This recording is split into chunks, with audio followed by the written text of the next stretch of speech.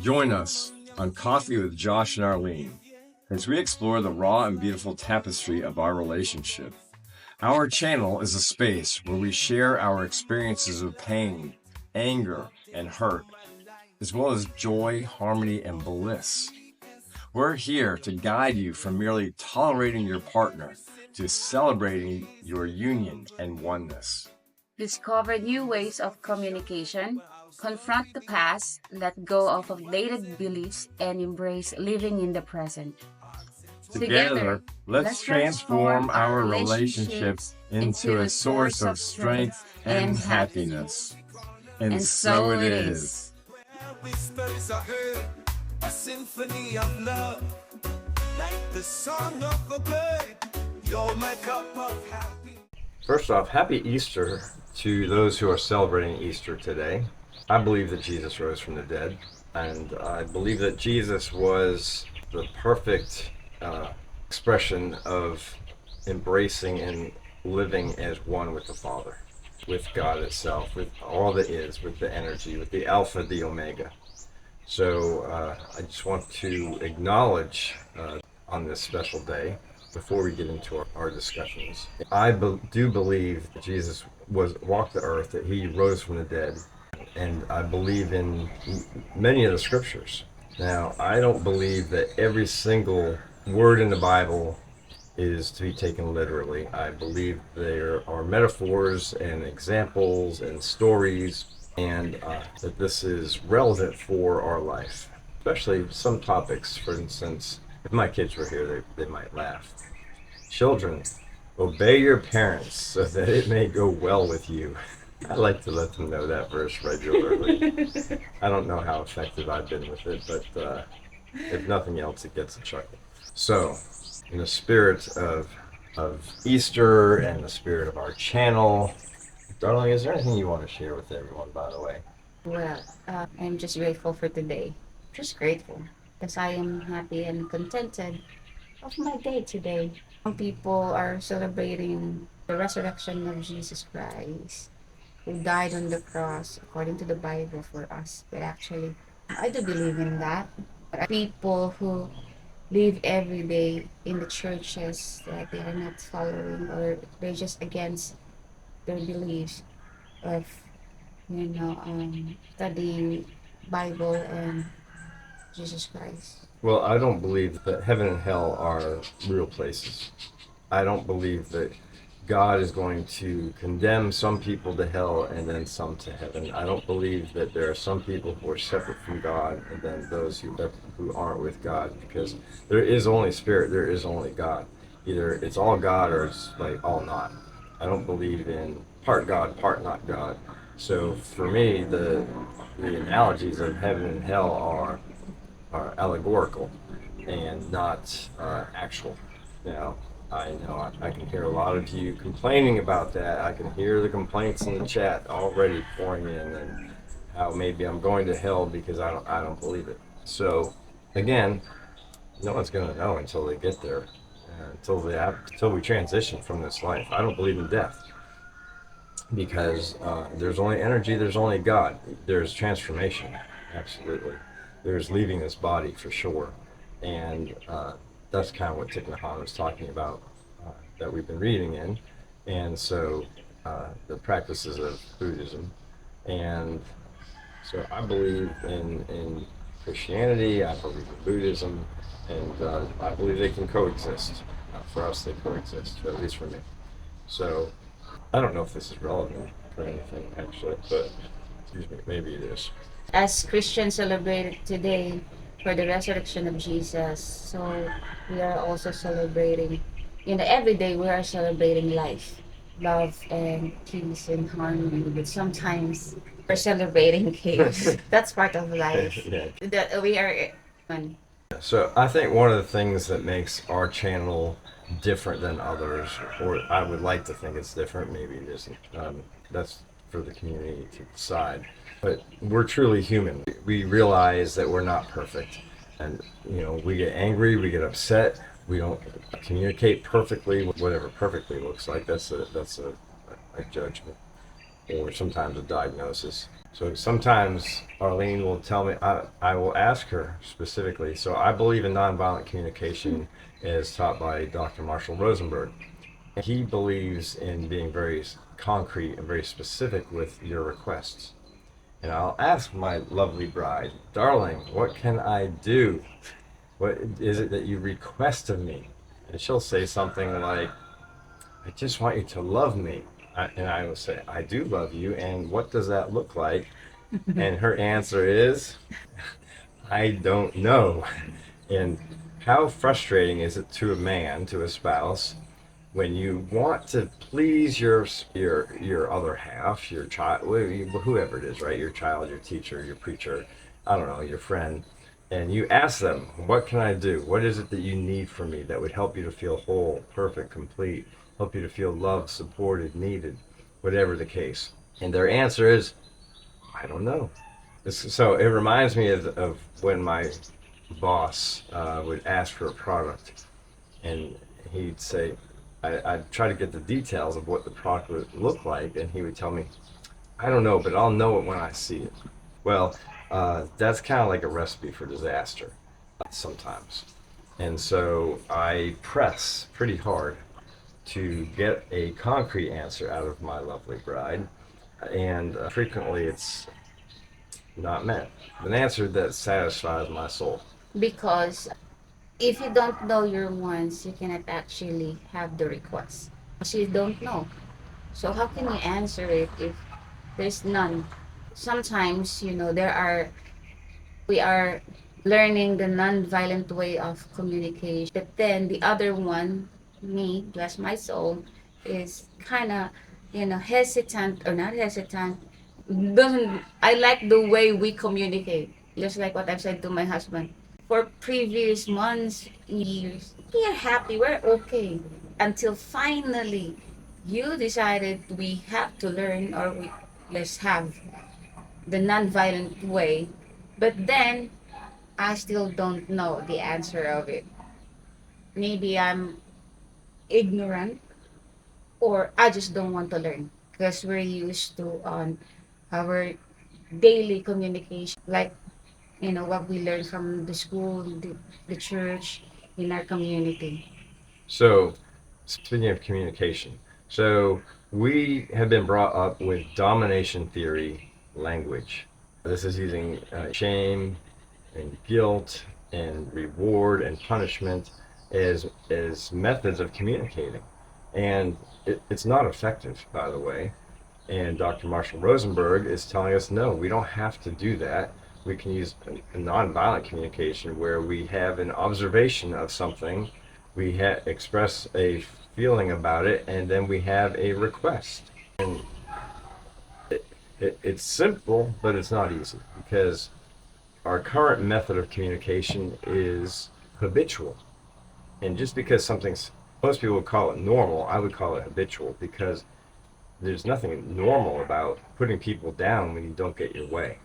There's nothing normal about yelling at someone when you're upset. What if you were able to express and communicate your need and your desire, and your spouse was able to hear you, and then you were able to give a request, and give a request where they don't actually have to honor it because it might not fill their need. And that's a kind of a scary thing because really, especially being a retired lieutenant colonel, I've had soldiers. I had 300 soldiers that I took to Iraq. I want my soldiers to do what I want them to do. I don't want them to question me. I don't want them to doubt me. I just want a yes, sir. And we don't get that usually in our families. We don't get that with our kids. Oh, especially my daughter, bless her soul, Ikai, aka Angel. Angel has a very unique way of cleanliness in her room. Sometimes her room is so messy that she chooses to sleep on the couch because her bed is literally covered with clothes. So Arlene and I are kind of neat freak people, and we desperately want this child to clean the room the way we desire it. I don't want her to keep it how she desires it. I want it how I desire it. So when I open the door, which I infrequently do, it will be orderly and clean and organized and everything.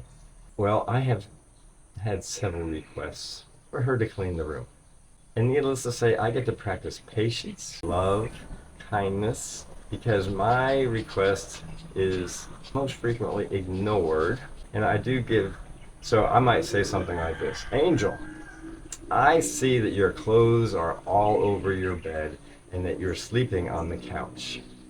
I really value cleanliness and order and structure, and I would really appreciate it if you would take some time today and clean your room. That is nonviolent communication. Now, in my past, many years ago, Ikai's 15 as we record this. Now, my kids are older, they're grown. So in the past, probably 20 years ago maybe, I would have said something like, I can't believe you. I can't believe that you are such a slob. You are such a, I can't believe that anyone with your intelligence could live this way. And I would go on and berate and raise my voice and then tell her, now clean your GD room. I may get the result. I may. However, it does not breed contentment, by the way. And it may stay neat for a moment if it actually got done. Okay, so that is domination theory. That is communicating as a wolf. And that's not how we want to be. We get choice. So I'm training and practicing myself to practice that observation, how I feel about it, and what my request is, and then being able to let it go if it doesn't happen. Some things that, in rare instances, that need to happen right away. But sometimes there needs to be an alternative, like, I don't know, find someone else to do it. I'm reminded of an example Dr. Rosenberg gave in his seminar. The lady says, I have to cook. She's like, I have to go to work and I have to cook, and I hate cooking. And he challenged her and said, well, you don't have to cook. But what will my kids do? How will they eat? So after the seminar, she left and she made a decision. She went home and said, I am not cooking anymore. And so later on, Dr. Rosenberg was back in town, and she was there. And she had brought her kid with her, one of her kids, they're older. And he said, tell me, what was your experience of your mother deciding not to cook? And he looked at her and he said, thank God I don't have to hear her whining about cooking anymore. So again, there are things that we do that we feel like we have to do. We have to work. Maybe we do need to pay our bills and be responsible, I agree. Do we have to do the current job that we're doing? Are there any other options in the world for you to get what you desire done?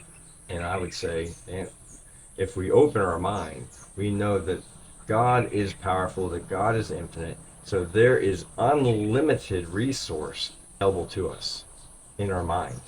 And so when we open to the knowledge and the truth and the acceptance that there is unlimited potential and unlimited opportunity, the world can change completely.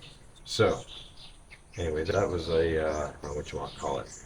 Anyway, so we're looking forward to putting together, I'm looking forward to, I don't know if my wife is, Hey, a seminar on nonviolent communication, on changing how you communicate, on really getting to know yourself well enough so that you can express what your needs truly are. So if you're not able to, if you either you don't know what your needs are, you don't know what your wants are because you haven't done the work, that might be a place where you need to spend some time with us. Or perhaps you're in a place with your partner where you can't communicate freely because it's not safe. Because if you actually said, I'm no longer cooking dinner, darling, your spouse is going to fly off the handle. They're going to raise their voice. They're going to yell at you. Maybe they'll throw a glass against the wall. I don't know what. And I really hope you're not in a violent situation. And all of us have the capacity to get angry, by the way. I can absolutely lose my top And I don't like to lose my top, but I know that I can become a very frightful person. I could absolutely kill someone. I was a soldier in the United States Army. I could absolutely kill someone. And I hate to say that. That's a horrible thing to think. And yet, that's the truth of me. And I mean, we saw it with Cain and Abel. We see it, all kinds of examples in the Bible. We saw it with Moses, right? So it's definitely not out of the question. We are able to, as people, our emotions can get the best of us, and we can turn into beasts if we are not careful. So again, learning to communicate, learning to know yourself, and figuring out this thing called life. So we'd like to hear your input, see what you guys desire, what you want, and if this sounds like something that you'd like us to present for people. So before you were gonna do that, I suggest that you read or search online the four agreements of Don Miguel Ruiz, so that you can practice your not to take things personally, to not make assumptions, do your best, and others. So we are walking here on earth. Sometimes our emotions, not relevant. We're just wanted to express, but hey, is this true? And again, making stories and everything that could hinder the communication. Should I call it barriers in communication? Because we have different feelings, by the way. We have different, beliefs.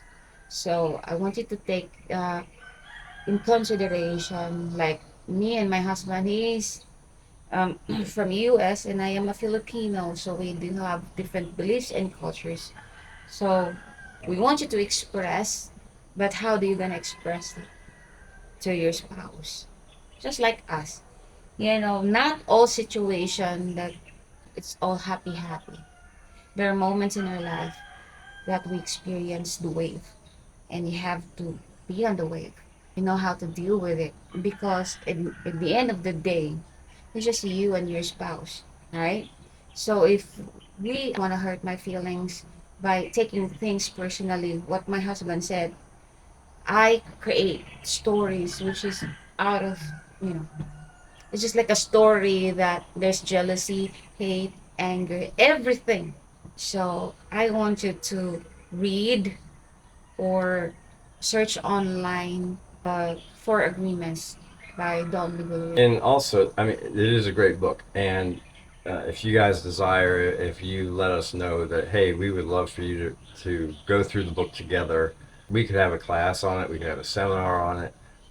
We actually did a several week class. I don't know how many weeks it was, 6 weeks, 8 weeks, whatever it was, that went through that book. We could do the same with you. It's, we charge a nominal amount, and it might be beneficial. So we really need the community to let us know what they want so that we can prepare. And we hope you find value in what we're saying, what we're promoting, and that, again, we're here to turn relationships into a place of strength and happiness. And again, there is the law of polarity. So you can't have an up without a down, an off without an on, black without white, yin without yang. So there is a law of polarity, and you wouldn't know what happiness was unless you knew suffering.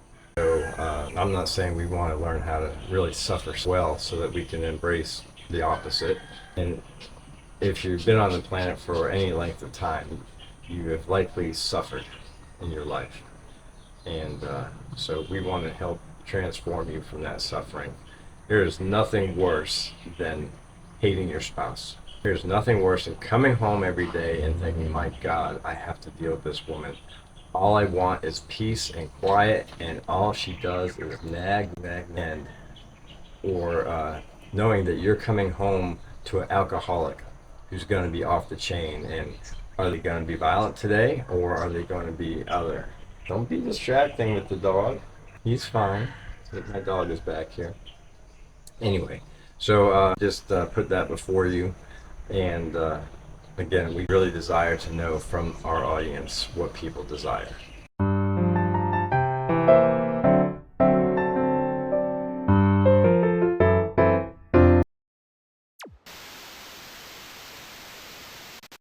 We all desire to be loved and feel love, but we cannot feel love if, we can love ourselves.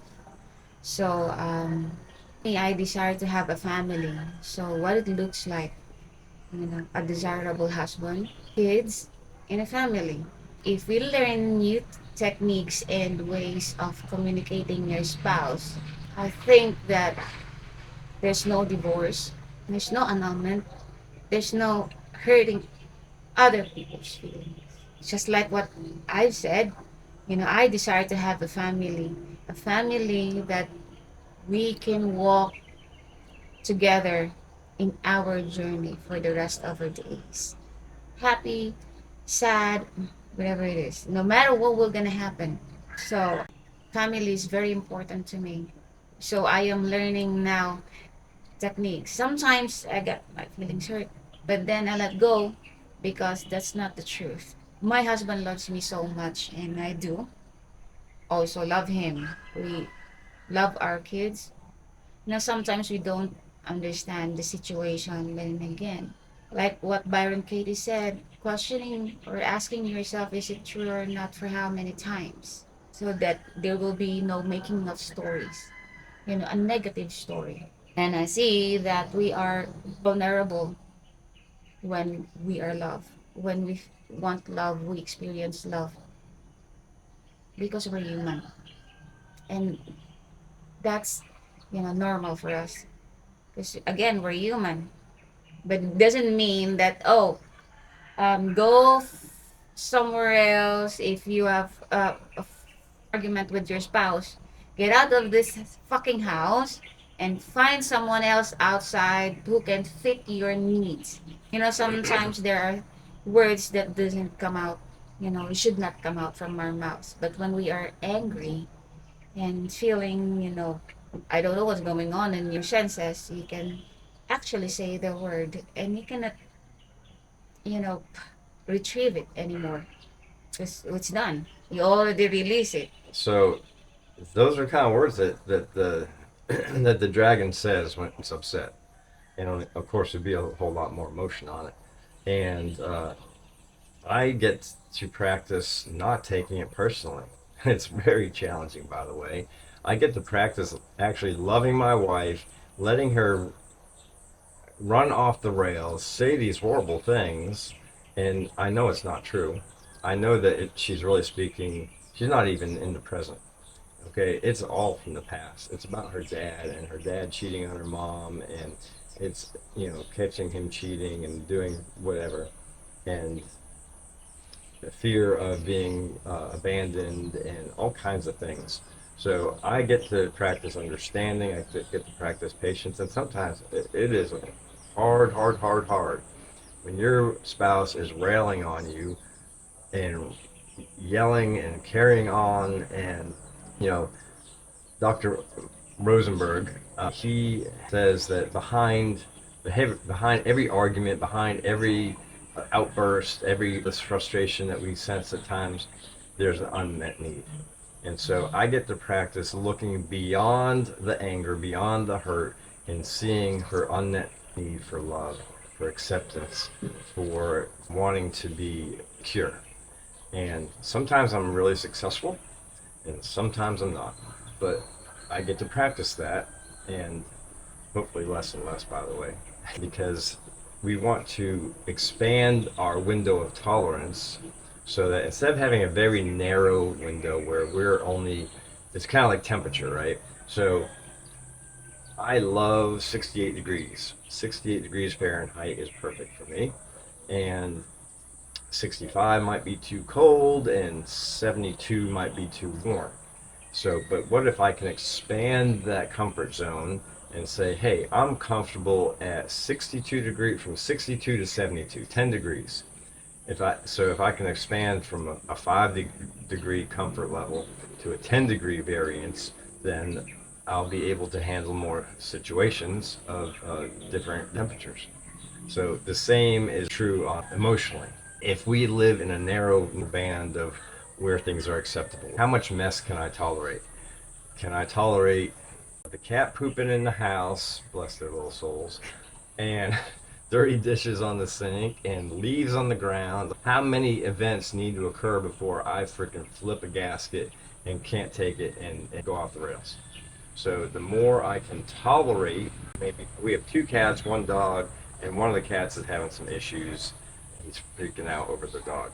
So maybe that's why he's sometimes peeing in Gabriel's bedroom or doing whatever, right? So how many instances of that uncomfortability can I handle before I go off the rails and be like, get rid of the cat, before I hurt the cat? So I haven't hurt the cat, by the way, you cat lovers out there. I do love our animals. Anyway, so hopefully you get the idea of what I'm talking about. So we are excited to hear from you soon. Reaching out to us if you need help. If you have questions, you can reach him through his Facebook page, Josh Bantaso, and through his email address, josh.bantaso@gmail.com. And every Sunday we have service from CSL Metro. CSLmetro.org is the website. And again, we practice oneness, we practice unity, we practice wholeness, and embracing people as they are. And I'm sure all the practitioners will love to hear you and help you. And so it is.